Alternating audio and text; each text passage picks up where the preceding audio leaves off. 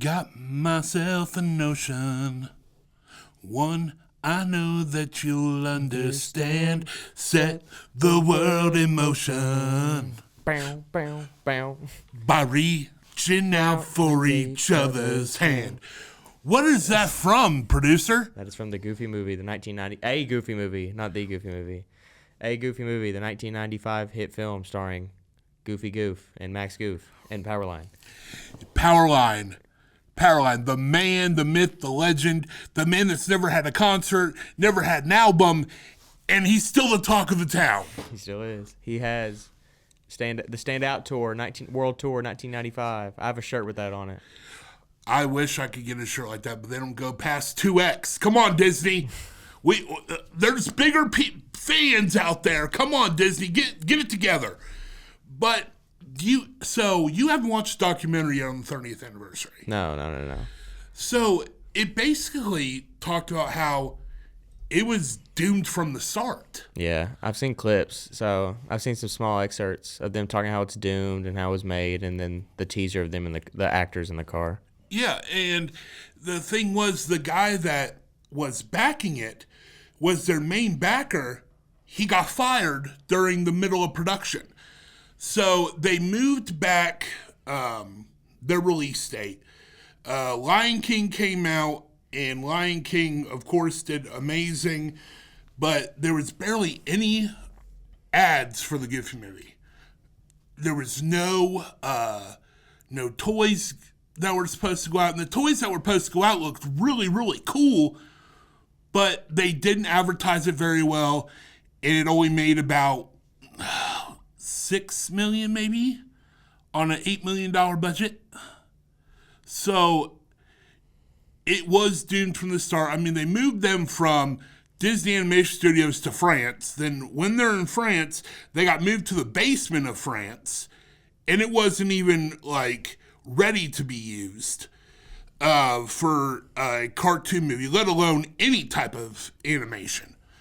But people ripped the movie apart, saying that, Goofy should not be emotional. But that's what they wanted. They wanted to show something different. With Disney, you always try to do something different. Back then. Yeah, and we didn't want... Yeah, you're right. Back then. Now it's just, let's recycle this. Let's recycle that. Let's ruin Snow White. Again, sorry. But let's go ahead and give Goofy emotion. Because here's the thing. 97 minutes of Goofy being Goofy from the 6-minute cartoons, it would get old after a while. True. I mean... Oh, go ahead. I was just going to say I think it speaks to me because it shows it doesn't have to be a serious thing. I mean, a goofy thing to be entertaining. It's a different story. It's a different take on the classic genre of your favorite cartoon dog. So I really like it. It's a top 3 Disney movie for me, along with Peter Pan and Emperor's New Groove. Mm-hmm. And then I like Hercules a lot. Yes. Hercules is amazing. And it has a great soundtrack, like we've talked about. Yes. On the Open Road. Yeah. And any other movie that would not work. But it was amazing in this, and how they set it up was great.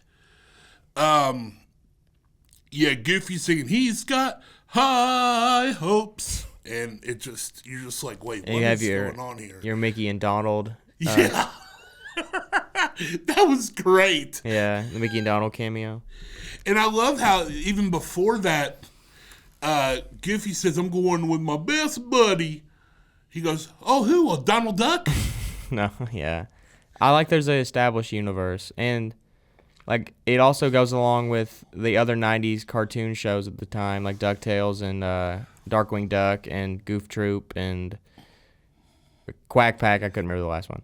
But they're all in the same universe, which I like. Yes. I like me a connected universe. Yeah, and that's what the Goofy movie was. It was a retelling of Goof Troop. And, the mom of PJ wasn't it, the little sister isn't, but it went back to its roots. And it made Max a little older. played by Jason Marsden, Yeah, I think right? so. Yeah, played by Jason Marsden, an amazing actor first and foremost. Animated animation films, you hear him a lot. He's been in a lot of great shows, Step by Step, Boy Meets World. I believe he was in Meet the Tolkersons. I forget what that. I think that's what it was called. It was an old show that only lasted about 2 seasons and never really made any headway. I like that this made Max. It always made him a teenager after this, or in college level. Yes. Like in House of Mouse, he was old enough to drive, and he worked out. I love House of Mouse. That's a separate thing, but No, well, I love House of Mouse for this reason. It brought Roxanne back. yeah, Now, an extremely goofy movie, we didn't get Roxanne. no, And I don't know why. Because that was a huge pivotal point. in the first one. Yes. That's what his whole thing was around. It was about a girl. Maybe she went to another school. Who knows? By the way, the opening sequence of that movie, little questionable. Especially when you're a 5-year-old sitting in the movie theater, don't really understand yet. It's typical old Disney dirty jokes. And now when you get older, you're just like, wait, that's not okay. I'm starting to pick up on these now. Like, seeing, wait, is this why I have my problem? yeah. Do you know about the one in Lion King where it spells out SEX, but they're like, no, it spells SFX for sound effects. Yes. Like, it's just, I don't understand. It's not in just Disney. It's in No. Yeah, it's in a lot, like Shrek. yeah. It's for the adults to find something to laugh at with their kids. Yeah. And you know, my kids, they love Goofy Movie. Even my granddaughter does too. But it's one of those things that you can go back and watch with your family. It's one of those, and like you said a few weeks ago, your girlfriend watched it for the very first time. Yeah. And she loved it, correct? Yeah, like when I worked in Disney, we talked about how she never saw this movie all the time because it's a very famous Disney movie with people around my age, and so she's never saw it, and it really bothered me. So I rewatched it. She watched it for the first time. She loved it, and I don't think she knows there's a second one. I'll tell her about it tonight. But we're currently watching Lego Ninjago Nice. and playing Minecraft after watching the Minecraft movie. I've not seen that yet, and I know you've given me heck for it. I'm waiting. I want to make sure that it's not going to be packed because I'm the kind of person who wants to be in a silent theater. I like the first time, like watching it with a packed theater because you experience it with a bunch of people. Yeah. Like my theater did stand up and cheer and clap when Chicken Jockey happened. Oh, that's cool. But like going to see the big Marvel movies for the first time with a big bunch of people. Oh yeah, don't get me wrong, I love that. Yeah. Like with Spider-Man when Tobey Maguire and Andrew Garfield showed up, I went nuts. Yeah. Because you didn't hear about it. You didn't really know that they were going to show up. It was rumored, but yeah, it was never confirmed. No, and even in the commercial, it never showed them. They blurred them out or cut them out. Yeah, so that was a very job well done, especially in a time where it's so easy for stuff to leak. Yeah. With the internet nowadays, they did an amazing job by making sure that did not get out. I'm getting tired of stuff leaking from big superhero movies. Like Superman, a whole bunch of stuff is leaked off the set. But the script and story hasn't leaked, which I'm glad. I'm more excited for Superman than like any Marvel stuff that's coming out. How many times are you going to recast Superman? How many times are you going to recast Batman? The new universe, I think, is going to be great. DC needed a fresh start. I'm a DC guy over Marvel, so. Their fifth restart in 10 years? Well, no, they're second because if you're counting the Supermans, you just had Henry Cavill, And I do like Henry Cavill, but it's way too dark. And Superman needs to be hopeful and inspire people and not snap people's necks and kill people. And Yeah, not have a 2-minute fight with Batman when the movie's called Batman versus Superman. Yeah. I mean, it was a cool fight. It had some cool stuff in it. Comic accurate. Yeah. 2 hours and 30 minutes, you're fighting for 90 seconds. Yeah. I mean, it's... but we're getting off task. Which we always do, which is fine. Goofy movie. Powerline. Yes. Have you ever seen Powerline live? Powerline Live? No. I've always wanted to, and I can never get tickets. It's kind of ridiculous because I've been waiting 30 years to see this guy, and I can't see it. Well, when I worked in Disney, they had Max like meeting characters, and he was dressed as Powerline, which was cool. Yeah, sure. Rub it in. You worked for Disney. I did work for Disney World. Yeah. It was awesome, but I wish I could. You could. Supply. You can. Where am I supposed to live for 90 days? Well, they give you housing. Wait, what? Yeah. They give you an apartment. You got to pay rent, but it comes directly out of your paycheck. Oh, I may have to do that. It's awesome. But it's going to be really hot. Yeah, I did it from January to May, right before it got really hot. Oh, okay. Yeah, I may have to do that. That's actually not a bad idea. But no, so... I think the Goofy movie, it's just one of those underappreciated classics. Yes. Like, when I was a kid, I first watched the Goofy movie. It was one of those movies that me and my sister were obsessed with.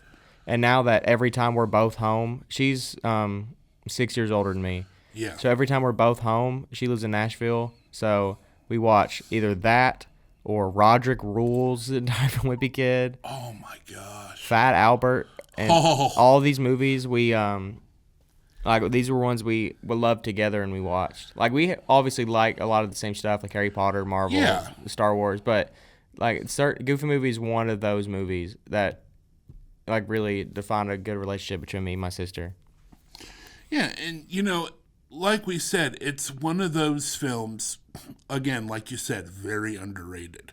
I think it's getting proper attention nowadays. Oh yeah, absolutely, and so in the documentary they talk about how it's for the black community with Powerline. Yes, so they discuss the movie is because from what the director said, he said he was surprised by how many people related to it.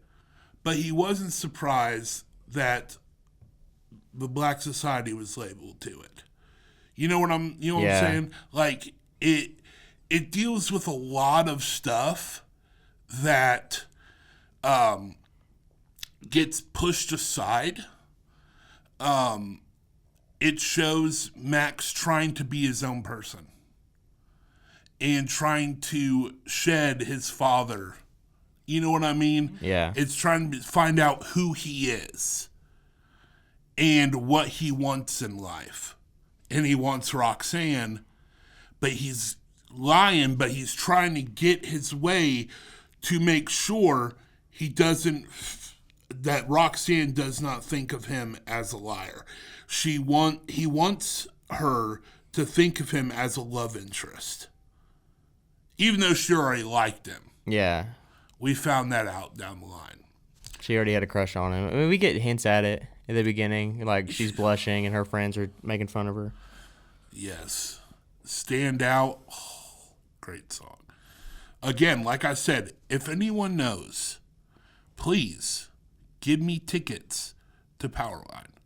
Okay? I really want to go. Everybody talks about him, but I've never seen him in person. Okay? I really want to know.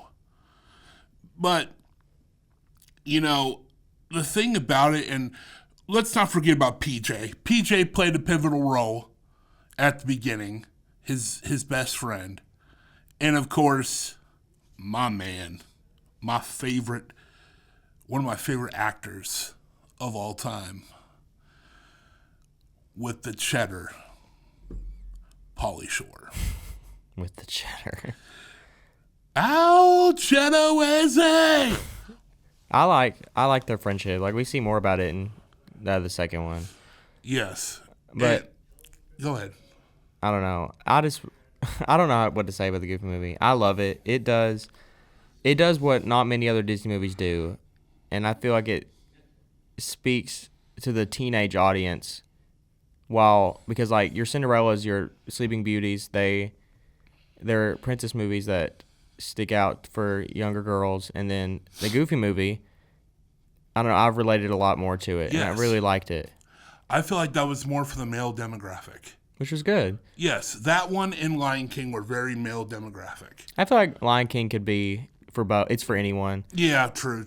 but like that was a thing with Disney a few years ago. I saw people were saying like, oh, they don't make any movies for men or boys growing up, but like I've already Go look back on Disney Plus. You'll find a lot. there's some good ones. Like all my favorites: Peter Pan, Hercules, Goofy movie, Emperor's New Groove.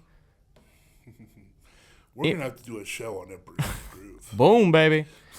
Emperor's New Groove is also in that thing with me and my sister. So When I give the word, your little town will go bye-bye. bye. Bye-bye. And then Boo-hoo. I saw something about it. Not Lion King, about Emperor's New Groove today. You can talk while I try and find it. Yeah, let's hope that's not becoming a live action. I actually would appreciate a live action Emperor's New Groove. That'd be so tough to do, though. Yeah. I mean, that would be... You threw off my groove. I'm sorry, but you threw off the Emperor's Groove. Sorry. Don't throw off his groove. I don't know.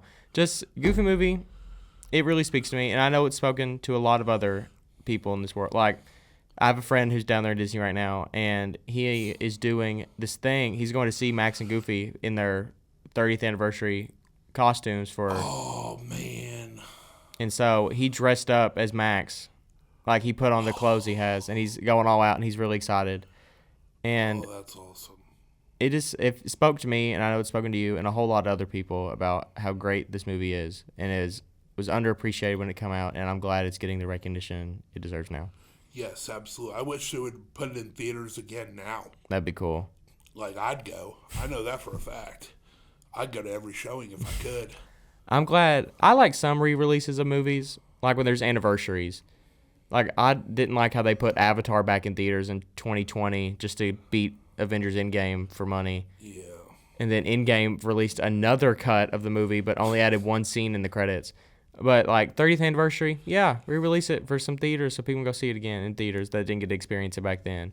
Revenge of the Sith is coming out for the 20th anniversary. I'm going to see that when that comes out a few weeks. But Yeah, it comes out right around my birthday, which is awesome. that's awesome. So, I never told you this. I share a birthday with George Lucas. Oh, that's dope. So, that's why most of the stuff's in May, because he was born May 14th. So, I'm really excited for Revenge of the Sith. Yeah.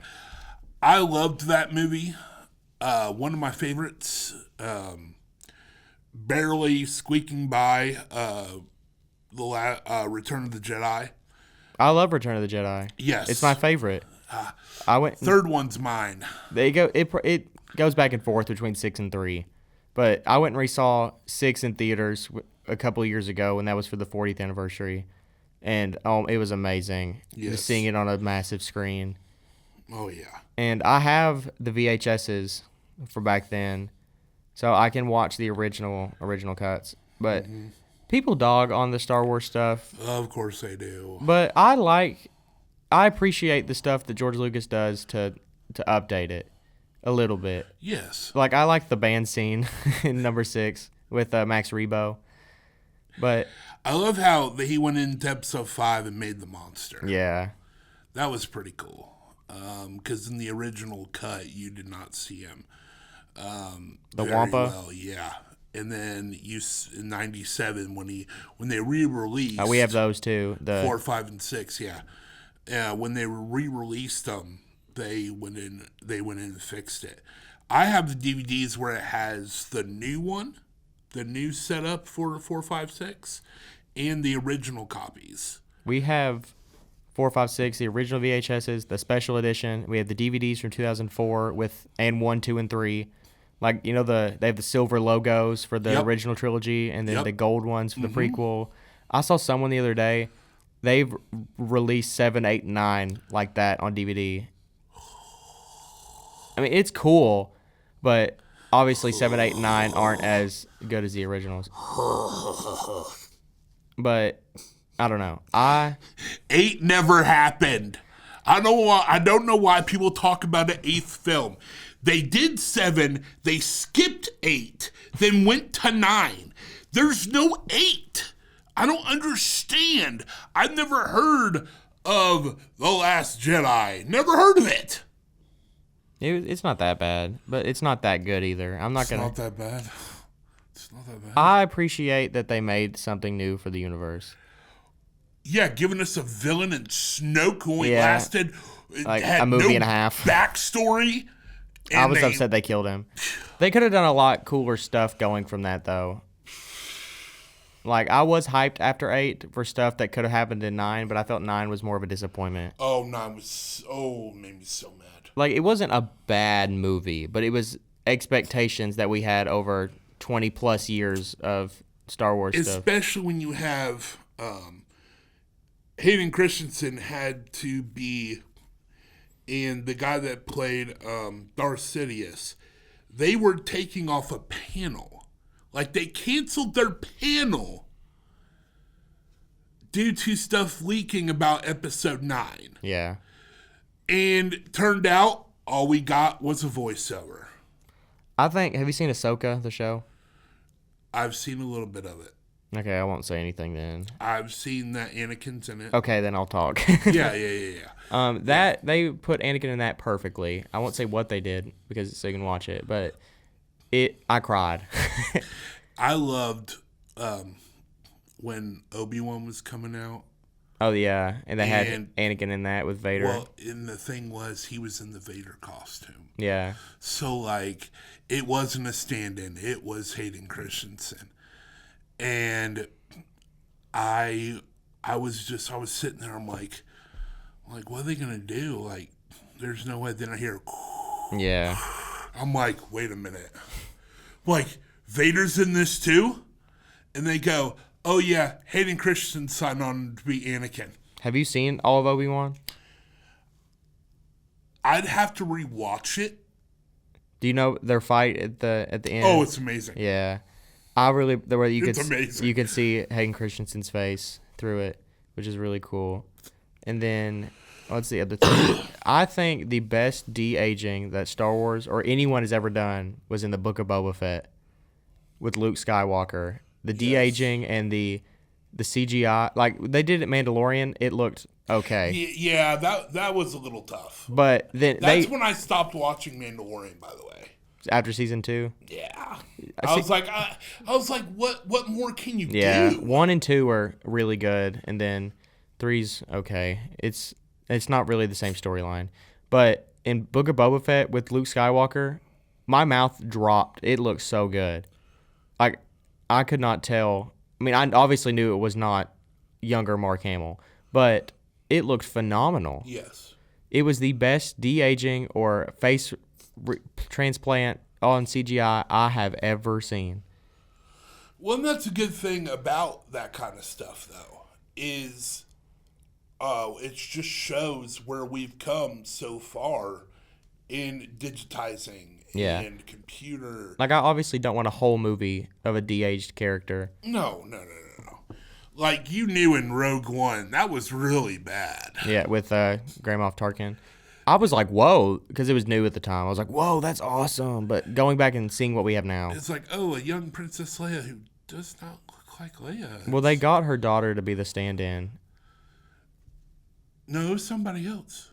For Leia? I Yeah, swear it for was. Rogue One. No, it was. I forget her name, but that's all she's done.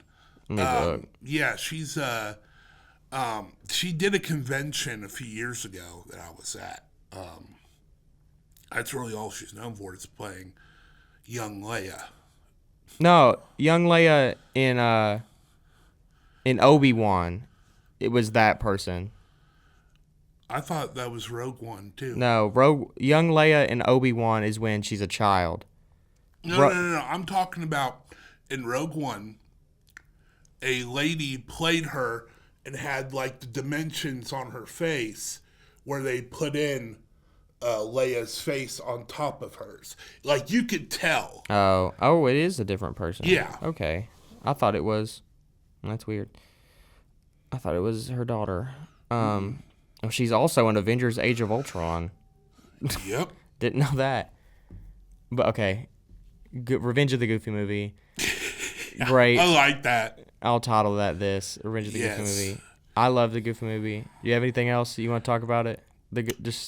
Hey, just know it's a cult classic. It is. If you haven't seen it, you need to. That extremely goofy movie, Goof Troop, the documentary, classic Disney cartoons, House of Mouse. Yes, House of Mouse is also great, and House of Villains is also great. House of Villains is great. Yes.